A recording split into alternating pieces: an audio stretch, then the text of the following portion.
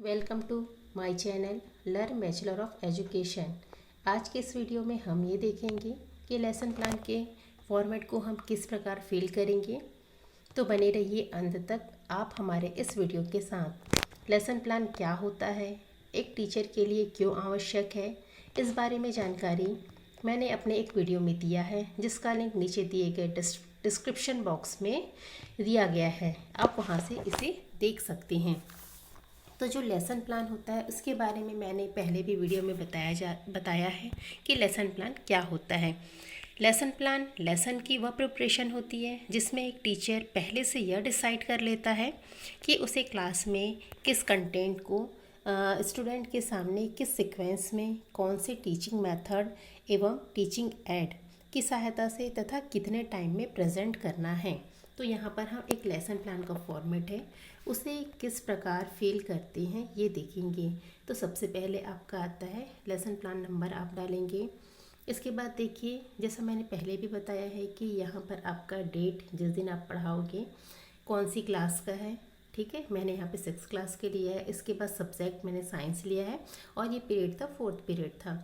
Topic मैंने लिया है पृथ्वी की संरचना, स्ट्रक्चर ऑफ अर्थ। इसमें टाइमिंग मैंने दी है 35 मिनट या 45 मिनट भी हो सकता है। ये स्कूल्स का नाम जहाँ पर आपके इंटर्नशिप प्रोग्राम लगी है, जिस स्कूल में आपको दिया गया है उस स्कूल का नाम लिखना है।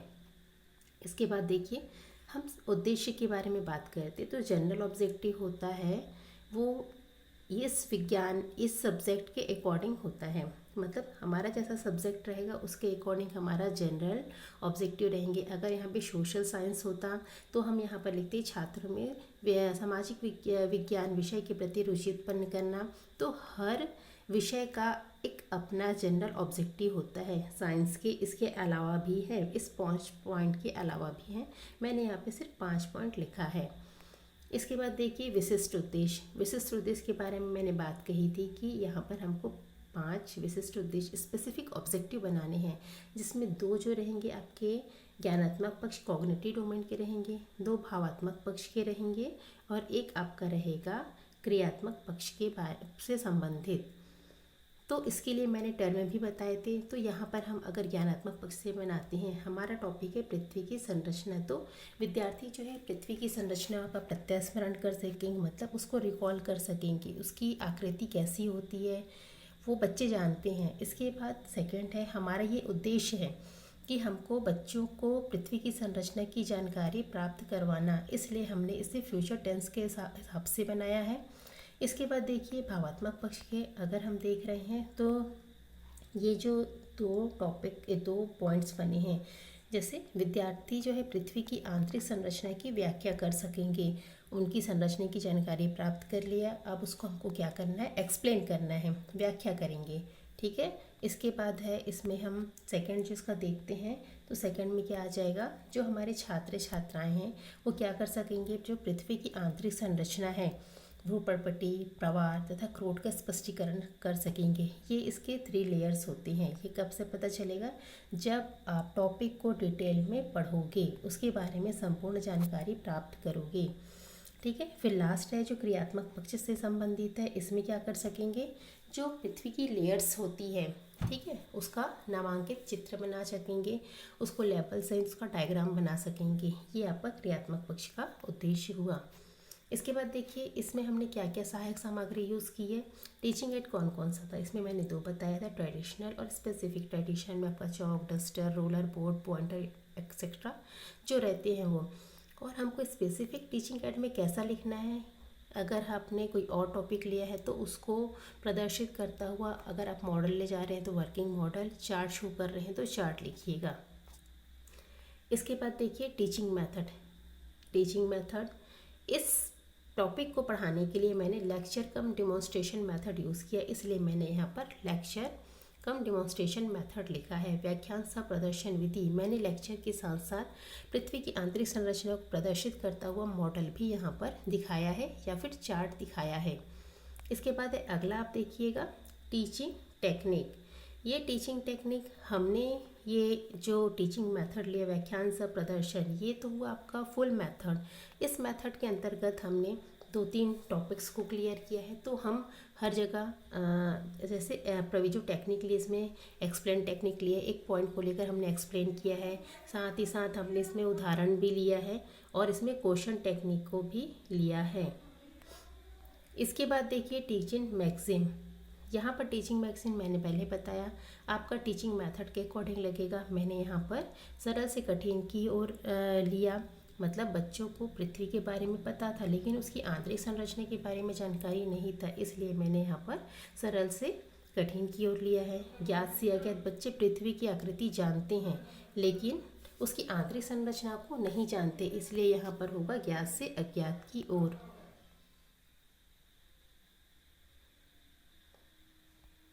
इसके बाद देखिए प्रीवियस नॉलेज। प्रीवियस नॉलेज, जो बच्चे जिससे पूर्व परिचित हैं उनके प्रीवियस नॉलेज को जानना बहुत ज़रूरी है, तभी हम उसके जो न्यू नॉलेज है उसके साथ कनेक्ट कर सकते हैं। तो यहाँ पर आप लिखेंगे जो छात्र या छात्राएँ पृथ्वी की आकृति से परिचित है या पृथ्वी के बारे में सामान्य जानकारी रखते हैं। फिर आपका आता है इंट्रोडक्शन। इंट्रोडक्शन वाला पार्ट मैंने पहले बात की थी इंट्रोडक्शन की, कि यहाँ पर हमको 4 से 5 क्वेश्चंस बनाने हैं, ठीक है। वो क्वेश्चन एक दूसरे से कनेक्टेड रहेंगे, जैसे प्रस्तावना प्रश्न, इंट्रोडक्शन। जैसे हमने बात की थी कि जिस टॉपिक को हम पढ़ा रहे हैं, जैसे यहाँ पर हम पृथ्वी की आंतरिक संरचना को पढ़ा रहे हैं, उस टॉपिक के बारे में स्टूडेंट्स के पास अलग अलग सोर्स से कुछ कुछ जानकारी रहती है, लेकिन वो जो नॉलेज रहता है उनका सिस्टमेटिक नहीं रहता। उसी नॉलेज को सिस्टमेटिक ढंग से उनको रिमाइंड कराकर हमको क्या करना पड़ता है, सिस्टमेटिक करना पड़ता है। यही है इसका इंट्रोडक्शन का एक पार्ट है। इसमें 4 से 5 क्वेश्चन बनाए जाते हैं, जिसमें से क्वेश्चन सीक्वेंस बाय सीक्वेंस रहेंगे। जैसे हमने पहले लिया था सूर्य के परिवार को क्या कहा जाता है, बच्चे क्या जवाब देंगे, सूर्य के परिवार को सौरमंडल कहा जाता है। सेकंड है सौरमंडल में कितने ग्रह होते हैं, बच्चे क्या बताएंगे, आपको 8 ग्रह होते हैं, ठीक है। 8 ग्रहों में से कुछ ग्रहों के नाम बताइए, जिसमें से इन्होंने नाम बता दिया पृथ्वी, बुध। यहाँ से हमको आंसर लेकर इधर का क्वेश्चन बनाना है। तो इन ग्रहों में से किस ग्रह पर जीवन संभव है, तो इन ग्रहों में से पृथ्वी पर जीवन संभव है। अब पृथ्वी की आंतरिक संरचना के बारे में क्या जानते हैं, बच्चे तो नहीं जानते, तो ये हमारा हो गया प्रॉब्लमेटिक क्वेश्चंस। इसके बाद हम अगला देखते हैं। यही प्रॉब्लमेटिक क्वेश्चन को लेकर हमको क्या बनाना है, स्टेटमेंट ऑफ एम, मतलब उद्देश्य कथन। जैसे विद्यार्थियों, आज हम पृथ्वी की आंतरिक संरचना के बारे में विस्तार पूर्वक अध्ययन करेंगे। फिर अगला देखिए, हमारा आता है प्रेजेंटेशन वाला पार्ट, जो एक्टिविटी वाला पार्ट है। इसमें हमको 4 कॉलम्स बनाने हैं, जिसमें से हमारा पॉइंट्स कौन कौन से रहेंगे, teaching points, teachers activity, student activity और ब्लैक बोर्ड वर्क। तो हमको यहाँ पर क्या करना पड़ेगा, ये जो सबसे पहले डेवलपमेंट क्वेश्चन करना पड़ेगा। उन्होंने आंतरिक संरचना के बारे में जाना नहीं, तो हमको पहले सबसे शुरुआत किसने करनी पड़ेगी, पृथ्वी की आकृति, उसका स्ट्रक्चर कैसा होता है, तो उसको जानने के लिए, वो टॉपिक लाने के लिए बच्चों से कुछ क्वेश्चन करना पड़ेगा। हम ये भी कर सकते हैं, यहाँ पर बच्चों को बॉल दिखाकर भी पूछ सकते हैं इसकी आकृति कैसे होती है, तो बच्चे क्या बोलेंगे, इसकी आकृति क्या होती है, गोल होती है। या फिर हम क्वेश्चन पूछ सकते हैं गेंद की आकृति किस प्रकार की होती है, तो गेंद की आकृति गोल होती है। तो हम देखते हैं आगे कि अब हमारा टॉपिक आ गया है। तो यहाँ पर टीचिंग पॉइंट में अगर आप पृथ्वी की आकृति लिख रहे हैं, तो ब्लैक बोर्ड में भी पृथ्वी की आकृति जस्ट सामने लिखेंगे। यहाँ पर टीचर्स क्या करेगा, इसके एक्सप्लेन करेगा कि संसार में जो पाए जाने वाले सभी जीवधारी, जैसे पेड़ पौधे, पशु पक्षी, मनुष्य आदि पृथ्वी पर रहते हैं, ठीक है। पृथ्वी की उत्पत्ति लगभग 5 अरब वर्ष पहले हमारे सौरमंडल से हुई। जो भी टीचर्स यहाँ पे एक्सप्लेन करेंगे, वहाँ पर पॉइंट में हमको ब्लैक बोर्ड पर लिखना पड़ेगा, ये जैसा लिखा हुआ है। और स्टूडेंट्स क्या कर रहे हैं, ध्यानपूर्वक आपकी बातों को सुन रहे हैं। ये हुए आपके एक्सप्लेनेशन। इसके बाद हमको आगे क्या देखना है, हमने तो बच्चों को एक्सप्लेन कर दिया, लेकिन स्टूडेंट्स को वो एक्सप्लेनेशन कितना समझ आया, उसको जानने के लिए हमको बच्चों से क्या करना पड़ेगा, कम्प्रिहेंसिव क्वेश्चन करना पड़ेगा, बोधात्मक प्रश्न। जितना आप टॉपिक पढ़ाओगे उससे रिलेटेड आपको यहाँ पर क्वेश्चन करना पड़ेगा।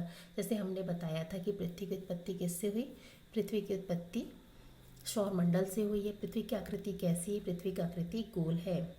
ठीक है, ये हुए कम्प्रिहेंसिव क्वेश्चन। अब हमको नेक्स्ट टीचिंग पॉइंट पढ़ाना है, तो इसके लिए हमको क्या करना पड़ेगा, डेवलपमेंट क्वेश्चन। किसी भी टीचिंग पॉइंट को आगे बढ़ाने के लिए या हमारा जो लेसन है उसको आगे बढ़ाने के लिए, लेसन को डेवलप करने के लिए जो क्वेश्चंस किया जाता है वह डेवलपमेंट क्वेश्चन कहलाता है।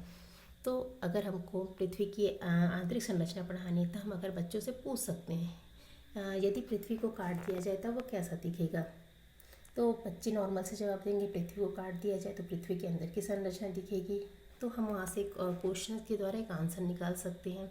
तो यहाँ पर हमारा टीचिंग पॉइंट क्या हो जाएगा, पृथ्वी की आंतरिक संरचना। इसका एक्सप्लेन कैसे करेंगे, पृथ्वी की आंतरिक संरचना को 3 परतों में बांटा गया है, ये आपके अकॉर्डिंग रहेगा। बच्चे क्या करेंगे, ध्यानपूर्वक सुनेंगे। यहाँ पे ब्लैक बोर्ड में आपको क्या करना पड़ेगा, पृथ्वी की आंतरिक संरचना का जैसा जैसा आप बोलते जाओगे वैसा वैसा ब्लैक बोर्ड में मेंशन करते जाना पड़ेगा। इसकी तीनों परतों के बारे में बताया गया है, ठीक है। प्रॉपर्टी यहाँ पर भी इसके ब्लैक बोर्ड में लिखेंगे, बच्चे ध्यानपूर्वक सुनेंगे, देखेंगे, आप उनको जैसा जैसा दिखाओगे वो वैसा वैसा वहाँ पर करेंगे, ठीक है। ये सेकंड पॉइंट्स हुए, पृथ्वी की आंतरिक संरचना का सेकंड पॉइंट प्रवार हुआ, उसके बारे में मैंने यहाँ पे ब्लैक बोर्ड में भी लिखा है। इसके बाद इसका जो थर्ड है वो क्रोड हुआ, ठीक। ये हुआ आपका पृथ्वी की आंतरिक संरचना का एक्सप्लेनेशन। अब पृथ्वी की आंतरिक संरचना बच्चों को कितनी समझ आई, इसको जानने के लिए हम उनसे क्या करेंगे, कम्प्रिहेंसिव क्वेश्चन करेंगे, बोधात्मक प्रश्न करेंगे। तो यहाँ पर आपको 1-2 जितना समझ आए उतना क्वेश्चन कीजिए, उसके अकॉर्डिंग आपको पता चल जाएगा बच्चों का रिस्पॉन्स क्या है। फिर आपको टीचर एक्टिविटी में क्या लिखना है, ब्लैक बोर्ड इंस्ट्रक्शन देना है, मतलब बच्चों को बोलना है कि जो छात्र अध्यापक द्वारा छात्रों को यह निर्देश दिया जाएगा कि छात्र छात्राएं क्या करेंगे, श्याम पट पर किए गए कार्यों को अपने उत्तर पुस्तिका में लिखेंगे, ये आपको लिखना है। वहाँ पे आप नॉर्मल बोल सकते हैं। इसके बाद आपका क्लोज द चैप्टर लिखाएगा, ठीक है। पाठ समापन कि छात्रों आज हमने पृथ्वी की आंतरिक संरचना का विस्तृत अध्ययन किया। यहाँ पर आपको एक बटर पेपर में पृथ्वी की आंतरिक संरचना का डायग्राम बनाकर भी साइड्स पे लगाना है, साइड से चिपका कर हल्का सा लगाना है। मैंने इसमें नहीं लगाया है लेकिन आपको लगाना है। फिर देखिए इसमें क्या है, ये हुआ हमारा पूरा प्रेजेंटेशन। प्रेजेंटेशन के बाद हमको रिपीटेशन भी कराना है, जिसे पुनरावृत्ति प्रश्न या रिकैपिचुलेशंस कहते हैं। इसमें हमको ऐसे 5 क्वेश्चंस बनाने हैं जो हमारे दोनों टॉपिक को कवर कर सके, जो जैसे पृथ्वी की आकृति और पृथ्वी की आंतरिक संरचना को कवर करते हुए हमको बच्चों से 5-6 क्वेश्चंस पूछने हैं। मैंने यहाँ पर 5 क्वेश्चन बनाए हैं और जनरली 5 क्वेश्चन ही बनाया जाता है। इसके बाद देखिए अगला है आपका क्लास वर्क। क्लास वर्क हमको ऐसा चूज़ करना है जो एक्टिविटी बेस्ड हो, जैसे मैंने यहाँ पर लिया है सही जोड़ी बनाइए, कॉलम अ को कॉलम बी से मिलाइए। इसके अलावा आप फिल इन द ब्लैंक्स ले सकते हैं, ट्रू फॉल्स ले सकते हैं, ऑब्जेक्टिव टाइप के क्वेश्चन ले सकते हैं, ठीक है। इसके बाद देखिए हमको बच्चों को क्या करना है, लास्ट में गृह कार्य देना है। गृह कार्य भी आपको प्रोजेक्ट बेस देना है जिसको बच्चों को करने में अच्छा लगे। थ्योरी बेस देंगे तो बच्चे कार्य को नहीं करते हैं। इसके बाद यहाँ पर आपका सुपरविज़र, जो आपके मेंटर होंगे, सुपरविज़र होंगे, पर्यवेक्षक होंगे, टीचर उनके सिग्नेचर होंगे, यहाँ पर आपका सिग्नेचर होगा। आपको ये जितना लेसन प्लान का फॉर्मेट मैंने समझाया है, अगर उसका PDF चाहिए तो आप नीचे गए लिंक से इसे डाउनलोड कर सकते हैं। Thank you.